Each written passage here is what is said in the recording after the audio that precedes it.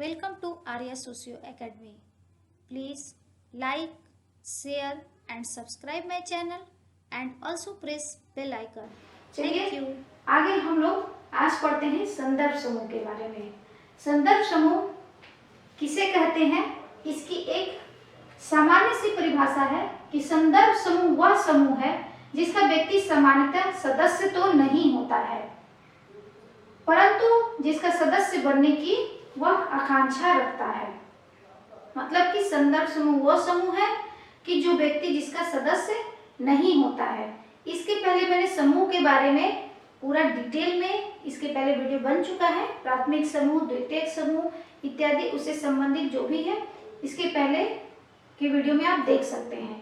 तो यहाँ क्या होता है, जिसका मनुष्य सदस्य नहीं है लेकिन उसका सदस्य बनना चाहता है तो वो उसके लिए वो संदर्भ समूह होता है। मर्टन की परिभाषा देखें जो कि बहुत ही उचित है।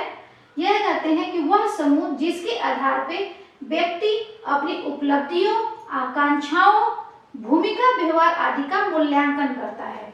संदर्भ समूह में ये बताते हैं कि हम किसी को संदर्भ समूह किसे मानेंगे, हम किसे संदर्भ समूह कहेंगे। उस समूह को कि जहां हम मूल्यांकन करते हैं, जहां हम कंपेयर करते हैं।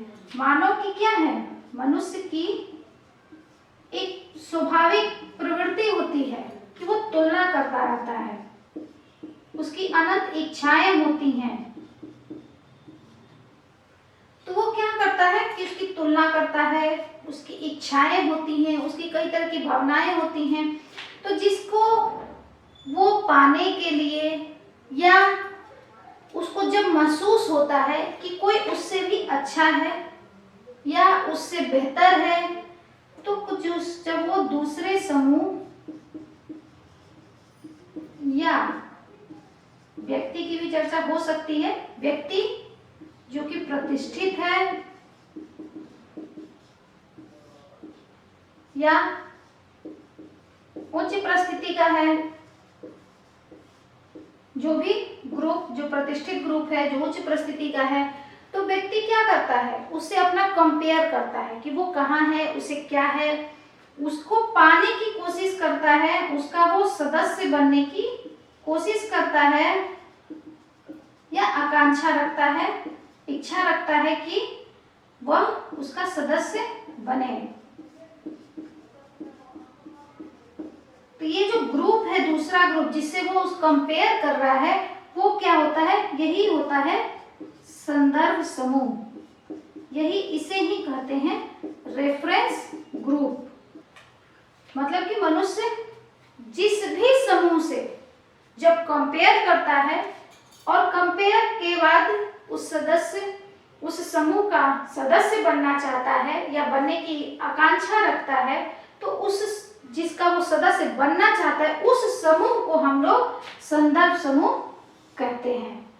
तो यहाँ हम लोगों ने देख लिया कि संदर्भ समूह क्या होता है।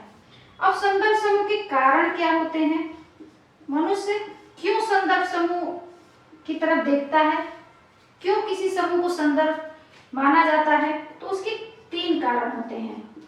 इप्रेस, इसके कितने कारण होते हैं, ई से हो गया आपको इच्छा, मनुष्य की अनंत इच्छाएं हैं, वो इच्छाओं को ध्यान में रखकर इच्छाओं को पाने के लिए संदर्भ समूह के गुणों को देखता है, संदर्भ समूह का सदस्य बनना चाहता है।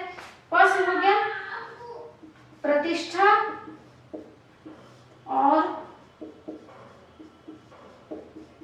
परिस्थिति। प्रतिष्ठा और परिस्थिति प्राप्त करने के लिए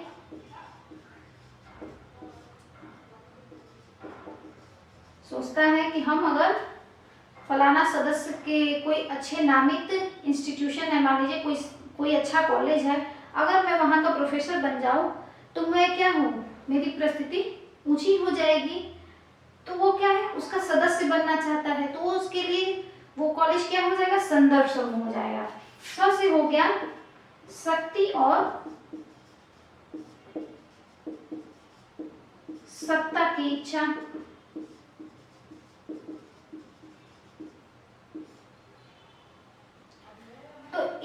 में क्या हो गया, ईश हो गया उसकी इच्छा है, कई तरह की इच्छाएं होती हैं। प्रस हो गया प्रतिष्ठा और प्रस्थिति को ऊंच करने के लिए या उसे प्राप्त करने के लिए व्यक्ति उसका सदस्य बनना चाहता है। शक्ति और सत्ता, पाने की इच्छा होती है उसकी, पाने की लालसा या लालच हो सकती है, जिसके कारण वो जिसे अपना संदर्भ समझता है, संदर्भ समूह का वो सदस्य बनना चाहता है। तो यहाँ हम लोगों ने देखा कि संदर्भ समूह की परिभाषा और संदर्भ समूह की। अब यहाँ आगे हम लोग संदर्भ समूह के परिणाम की चर्चा करते हैं। अभी हम लोगों ने कुछ देर पहले पढ़ा कि संदर्भ समूह के कारण क्या है, इप्रस, और इसी में जुड़ गया शीश, तो ये हो गया परिणाम, और इप्रस क्या है, केवल ये हो गया इसके कारण। तो ये आप लोगों का फॉर्मूला हो गया, इप्रस शीश, जिसमें संदर्भ समूह के कारण और संदर्भ समूह के परिणाम दोनों यहाँ आप लिख सकते हैं। तो इप्रस से चलिए देखिए, इप्रस तो यहाँ पूर्ण हो गया, इच्छाओं की पूर्ति हो गई, परिस्थिति और प्रतिष्ठा की प्राप्ति हो गई, शक्ति और सत्ता की प्राप्ति हो गई। अब रहा शीश। शीश से क्या होता है, स्व से होता है सदस्य बनने पर समायोजन। व्यक्ति की जो प्रतिक्रिया थी तो उसमें क्या है, मनुष्य जिसे संदर्भ समूह मानता है, उसका सदस्य बनना है, चाहता है, तो क्या करता है, उसके गुणों को अपनाता है, उस सदस्य से वो संस्कृतिकरण की जो प्रक्रिया है, एंटिसिपेटरी सोशलाइजेशन, प्रत्याशित समाजीकरण की जो प्रक्रिया है, उसको वो अपनाता है, और वो अपने परिस्थिति में, अपनी शक्ति में परिवर्तन लाता है, उत्थान करता है। तो इससे क्या होता है, सामूहिक गतिशीलता को बल मिलता है। दूसरा सी से हो गया सीमांत मानों की स्थिति। सीमांत मानों का मतलब क्या होता है कि मनुष्य अपने समूह के, जिस समूह का वो सदस्य है, उससे वो अलग होने की कोशिश करता है, उससे उसके गुणों को नहीं अपनाता है, और जिसका वो सदस्य बनना चाहता है उसका वो सदस्य बन नहीं पाता है, तो अपने समूह को छोड़ दिया और दूसरे का वो सदस्य नहीं बन पाया। तो ऐसी स्थिति को सीमांत मानव कहते हैं। तो यहाँ सीमांत मानव स्थिति क्या होती है, जिसमें व्यक्ति अपने समूह या समाज से कटा हुआ पाता है, खुद अपने समूह से अलग हो गया और दूसरे समूह का सदस्य भी नहीं बन पाया, तो वो क्या हो गया, अपने समूह और समाज से वो कटा हुआ पाता है, स्वयं को वंचित, अलगावित और एकांतवासी महसूस करता है। तो जिसके कारण क्या होता है, सामूहिक असंतोष उत्पन्न होता है। जब वो एकांत हो जाएगा, कटा हुआ महसूस करेगा, तो उसके अंदर असंतोष होगा ही। तो इस तरह से यहाँ सामूहिक असंतोष को जन्म होता है, जिससे जैसे इसका एग्जाम्पल हो जाता है हड़ताल पर जाना। तो यहाँ हम लोगों ने संदर्भ समूह के परिणाम की चर्चा की, इप्रस शीश।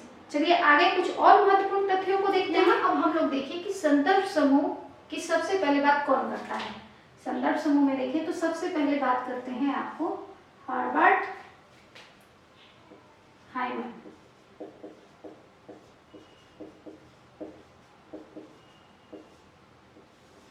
हर्बर्ट हाइमन महोदय ने, इनकी एक लेख आती है, इससे आता है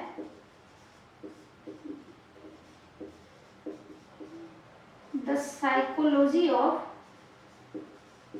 स्टेटस। इसका हिंदी है परिस्थिति का मनोविज्ञान।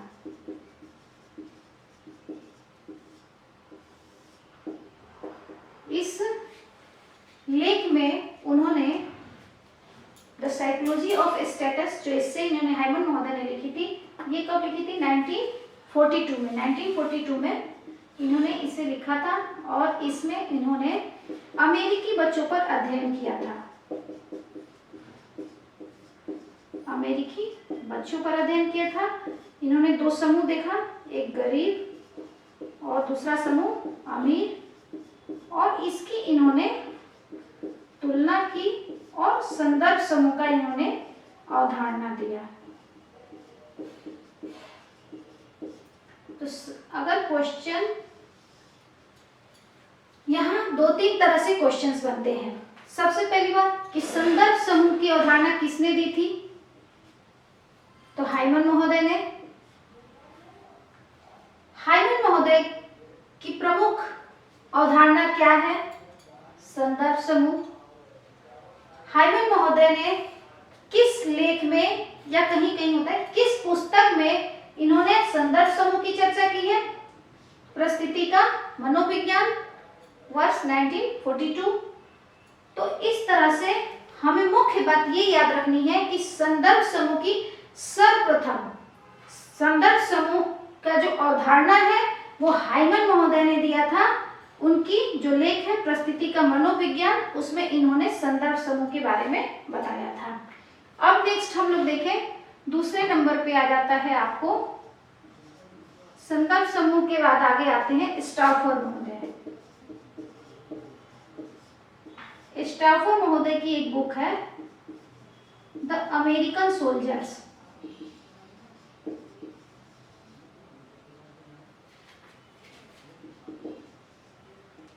द अमेरिकन सोल्जर्स, वो अमेरिकन सोल्जर्स में अमेरिकी जो सैनिक हैं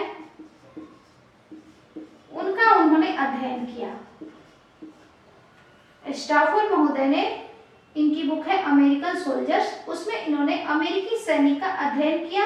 इन्होंने विवाहित और अविवाहित दो समूहों का अध्ययन किया और इन्होंने इसका कंपेयर करके संदर्भ समूह की तो बात की, संदर्भ समूह को समझा, लेकिन साथ ही साथ संदर्भ समूह के आगे उन्होंने सापेक्षिक वंचना की अवधारणा दी। सापेक्षिक वंचना, रिलेटिव डिप्राइवेशन।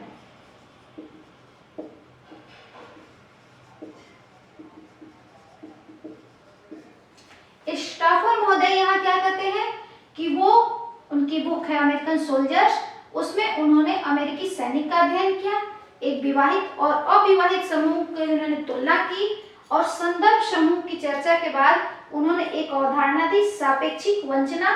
और वो बताते हैं कि किस तरह से व्यक्ति दूसरे समूह से अपनी तुलना करके उसके अंदर अभाव बोध आता है कि वो अपने आप को कुछ कमी महसूस करता है, दूसरे को ज्यादा अच्छा देखकर वो अपने आप के उसके अंदर जो कमी महसूस होती है, तो उसे ही उन्होंने सापेक्षिक वंचना की बात कही और सापेक्षिक वंचना के बारे में बताया। तो यहाँ हो गए स्टाफर महोदय की ये बुक हो गई अमेरिकन सोल्जर्स, ये आई थी आपको 1949 में। और इन्होंने किस चीज की अवधारणा दी? सापेक्षिक वंचना की अवधारणा स्टाफर महोदय देते हैं। फिर अब इसके आगे और विकास करते हैं। यहाँ मर्टन महोदय की एक बुक आती है the social theory and social structure. 1949 में ये बुक आती है। इसमें इन्होंने संदर्भ समूह के बारे में बताया है, जिसके आगे ये इसके और डिटेल में बताते हैं। संदर्भ समूह की जब वो अध्ययन करते हैं तो वे बताते हैं कि मनुष्य के पास जब संदर्भ समूह को देखता है, संदर्भ समूह से जब वो तुलना करता है, तो उसके पास तीन ऑप्शन होते हैं। व्यक्ति की तीन प्रतिक्रिया होती है, एक तरीके से होती है। वो क्या है? एक इसे हम ट्रायंगल बना लेते हैं, यहाँ 3 पॉइंट्स हो गए। जब संदर्भ समूह से जब वो अपना कंपेयर करेगा तो एक स्थिति होगी कि वो तटस्थ हो जाएगा, और दूसरे में क्या होगा? वह उसे नकार देगा, नकारात्मक प्रक्रिया होगी, तो उसे नकारात्मक संदर्भ समूह कहेंगे। और दूसरा क्या होगा कि वो उसे स्वीकार करेगा, तो इसे सकारात्मक संदर्भ समूह कहेंगे। मतलब कि जब किसी समूह से व्यक्ति कंपेयर कर रहा है तो कंपेयर करने पे उसकी 3 तरह की उसके सामने स्थिति आती है। वो 3 तरह का रिएक्शन करता है। या तो उस संदर्भ समूह से वो बिल्कुल अलग हो जाएगा, उससे कोई मतलब नहीं है, या तो उसे नकार देगा, वो उसकी नजर में वो श्रेष्ठ नहीं है, उसकी नजर में वो उतना उसकी परिस्थिति उसके अनुसार अच्छी नहीं है, तो इस कारण वो उसको नहीं अपनाएगा, तो वहां नकारात्मक संदर्भ समूह से करेंगे। और जब उसके मानक मूल्यों को वो मान लेगा, स्वीकार कर लेगा, तो उसे ही हम यहाँ सकारात्मक समूह कहेंगे। तो इस तरह से यहाँ संदर्भ समूह के बाद व्यक्ति की प्रतिक्रिया होती है। और कब स्वीकारेगा, किस स्थिति में? जब उसे सापेक्षिक वंचना का बोध होगा,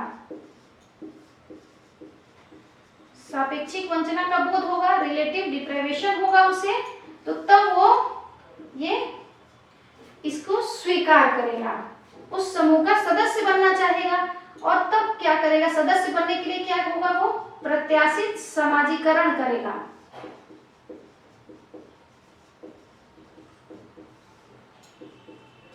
इसे कहेंगे आपको एंटीसिपेटरी सोशलाइजेशन।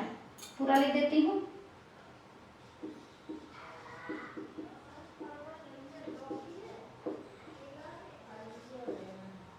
Anticipatory socialization. तो मनुष्य क्या करेगा तब वैसी स्थिति में? ये इस समूह के मानक मूल्यों को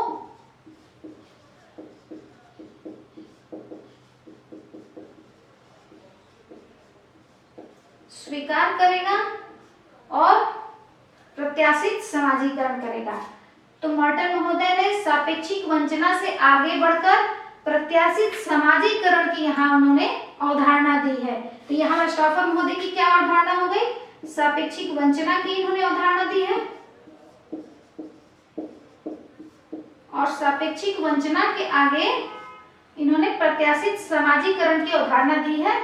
और इसके बाद से इसी को ही हम लोग क्या कहते हैं? संस्कृति ग्रहण कहते हैं, पर संस्कृति ग्रहण। मनुष्य क्या करता है तब? दूसरों की संस्कृति को वो अपनानेगा, दूसरे की संस्कृति को सीखेगा, उसे ही पर संस्कृति ग्रहण करते हैं हिंदी में, जिसको एम.एन. श्रीनिवास ने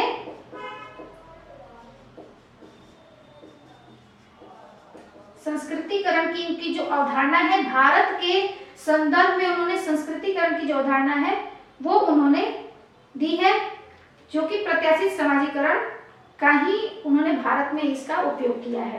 तो यहाँ हम लोगों ने देखा कि मॉर्टन महोदय किस प्रकार से संदर्भ समूह से बढ़ के उसकी लास्ट स्टेज तक, इस संदर्भ समूह का अंत में क्या होता है, उस तक उन्होंने इसकी डिटेल स्टडी की है और यहाँ बताया है। तो हम लोगों ने क्या देखा? हाइमन महोदय संदर्भ समूह की अवधारणा देते हैं, स्टारफोर महोदय सापेक्षिक वंचना की अवधारणा देते हैं, और मॉर्टन महोदय प्रत्याशित समाजीकरण की अवधारणा देते हैं। तो यहाँ हम लोगों ने देख लिया कि सामाजिक संदर्भ समूह की अवधारणा का विकास कैसे हुआ। Please like, share and subscribe my channel and also press bell icon. Thank you.